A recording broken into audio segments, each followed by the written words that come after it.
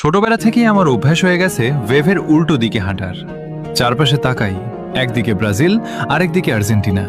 হলুদ নীল আর নীল সাদা পতাকায় ফেসবুক, পাড়া, আড্ডা সব ভেসে যায়। সবাই চিল্লায়, তর্ক করে, গলা ফাটায়। মনে হয় দুনিয়ায় ফুটবল বলতে এই দুইটাই আছে। কিন্তু এই ব্রাজিল আর্জেন্টিনার মাঝখানে আমরা কিছু পাগল আছি, যারা চুপচাপ এক কোণায় দাঁড়িয়ে লাল সবুজ পতাকা ধরে রাখি। আমরা পর্তুগাল সাপোর্টার। আমাদের সংখ্যা কম, স্ট্যাটাস দিলে একটা লাইক পড়ে, কেউ পাত্তা দেয় না, কিন্তু ভালোবাসাটা কম না। কারণ আমরা সাপোর্ট করি রেজাল্ট দেখে না, প্লেয়ারের হাইপ দেখে না। আমরা সাপোর্ট করি সেই অনুভূতিটাকে যেটা প্রথম দেখায় মন কেড়ে নিয়েছিল।